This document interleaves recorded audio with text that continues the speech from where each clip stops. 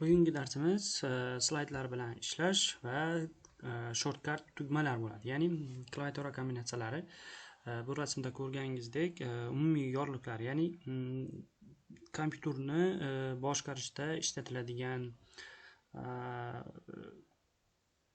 shortcut tugmalar kombinatsiyasi, umumiy tugmalar hamda undan tashqari obyektlar bilan ishlash hamda slaydlarni boshqarish bo'yicha maxsus PowerPointda ishlatiladigan klaviatura kombinatsiyalari mavjud. Dastlab mana shu nimalarni o'rganib olsak, ishimizni tez va samarali bajarishimiz mumkin. Ya'ni Ctrl M mana shu slaydga yangi slayd yaratish mumkin yoki mana shu slaydni Ctrl D orqali ikkita qilib, ya'ni nusxasini olishimiz mumkin. Yoki delete orqali biz yaratilgan keraksiz nimalarni o'chirishimiz mumkin. Ctrl C X W lar bu umumiy nimada klaviatura kombinatsiyalari hisoblanadi va undan tashqari page up va page down lar. Menda hozir notebook bo'lganligi sababli page up hamda page down lar o'rniga yuqoriga pastga tugmalarni ishlataman. Shu orqali slaydlarni boshqaraman. Undan tashqari obyektlar bilan ishlashda nimalarni guruhlash imkoniyati ham mavjud. Ctrl D, Ctrl Shift G guruhlarni ajratish hamda hajmni o'zgartirish uchun Shift Arrow Keys, ya'ni plus minus lar orqali boshqarishimiz yoki barcha obyektlarni tanlash uchun Ctrl A umumiy kombinatsiyadan foydalanishimiz mumkin. Hozir shuni ko'ramiz. Demak, bittasini olaman. Yo'q, uchtasini mana shuni alohida ajratib qo'yaman. Bular ham guruhlanmagan. Ya'ni Ctrl G orqali bularni guruhlab olamiz. Belgilaymiz.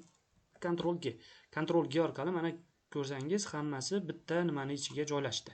Endi shuni bularni mana Ctrl G siz alohida obyekt sifatida ishlatilgan.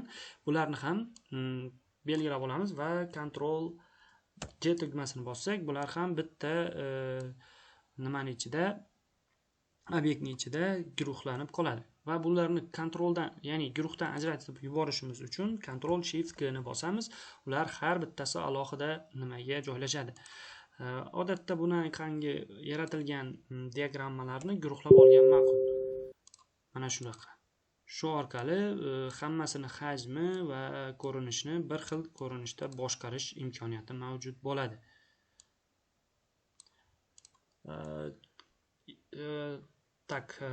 Nimamizni slaydni boshqarish hamda ularda samarali ishlash uchun mana shu shortcut tugmalarni yodlab olish zarur. Undan tashqari endi slaydlarda maketlarning haqida batafsil aytib o'taman. Ya'ni kontentimizni qanaqa bo'lishini belgilash uchun mana shunaqangi maketlarni tanlab yaratib olishimiz mumkin. Bularni o'tgan darsda ko'rsatgandim.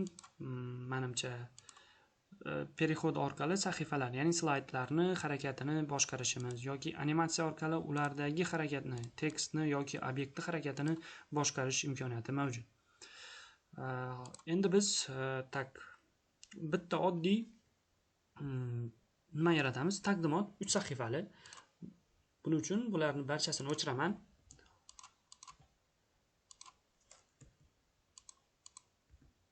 Va glavniga qaytaman. Glavnida sozdать slayd qilib yangi slayd yaratib olaman. Dastlab unga dizayn beraman. Kerakli va foydali dizaynlardan bittasini tanlaymiz.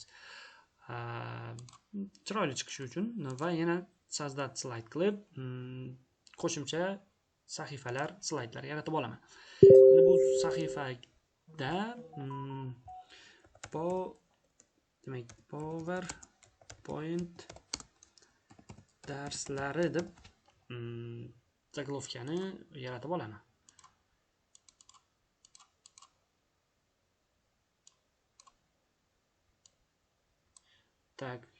Mana shu nimaga e'tibor bersak, ko'pchilik yangi boshlovchilar mana shu holda mana shu yozuvni tepaga chiqarishni odatda bilishmas ekan. O'sha narsani mana Whipple'ni tekst orqali Powernet verhu krаю po sredniy kraju hamda po nijniy kraju sifatida mana shu tepa, past yoki markazga joylash imkoniyati mavjud.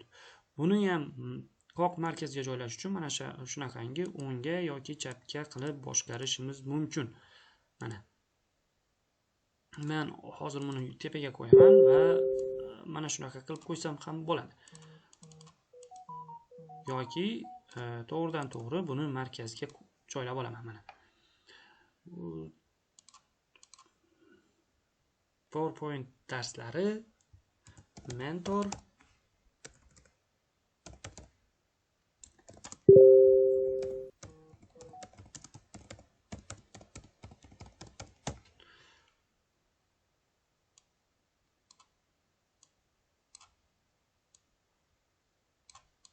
bu yerga oddiy qilib dizayn berishimiz uchun internetdan, ya'ni nimani o'zidan PowerPoint ichidagi Bing orqali, Bing qidiruv tizimi orqali bir nima joylab olamiz.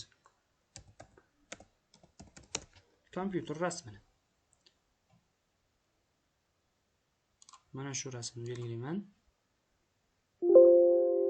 Avtorit papitko. Demak, nimadir muammo bo'ldi. Boshqa rasm olamiz. Mana shu rasmni belgilayman. Qaraz loyihaga mos rasm ekan va bu yozuvlarni chiroyliroq ko'rinishi uchun uni rangini ham o'zgartirib qo'yamiz.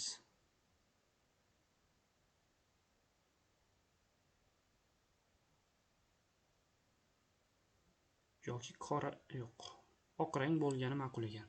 Uni qalin qilish uchun Ctrl B qilib nusxalab formatlab olaman. Ya'ni oddiy vizual bir nima bo'ladi? Sahifa, ya'ni slayd bo'ladi va slaydlarni o'tishini belgilab olamiz. Endi bu yerga masalan bunda reja. Buni Ctrl E qilib markazga joylayman. Endi bu yerda bunda reja bo'yicha nimalar o'tilishi haqida batafsil aytaman. Kompyuter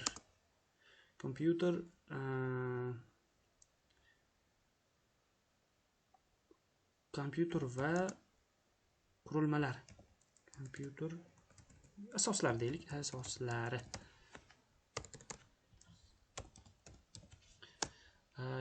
Ikkinchi nimamiz Microsoft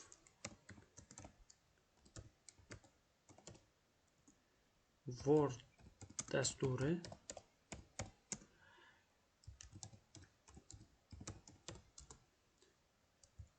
Excel dasturi. Microsoft Excel va Microsoft PowerPoint.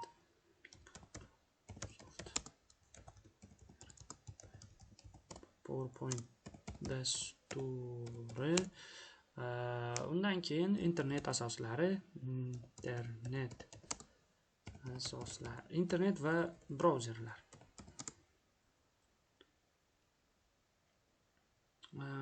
Qidiruv tizimlari deymiz, qidiruv tizimlari. Undan keyin Google Workspace dasturlari. Undan keyin biz chizikcha imzo va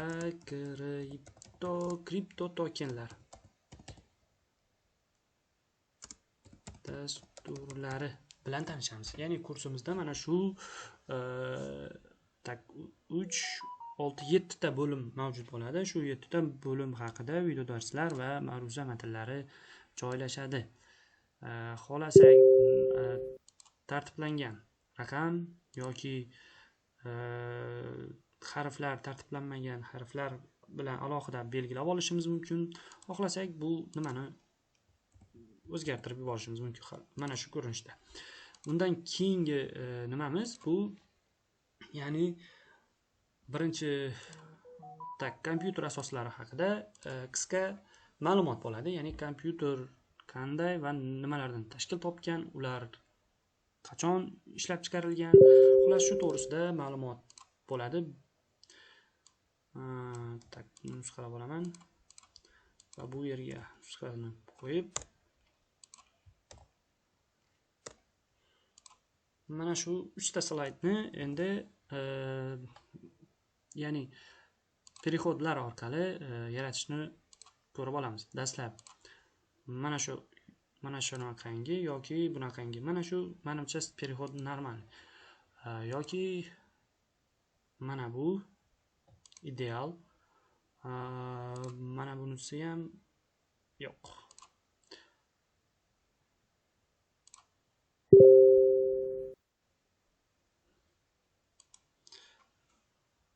Tak, endi slideshow qurib, mana shunaqa dastur qilib olamiz. Mana oddiy vizual ko'rinishda animatsiyalar bilan xuddi shunaqa oson nimalarni yaratishimiz mumkin. Ya'ni slaydlar.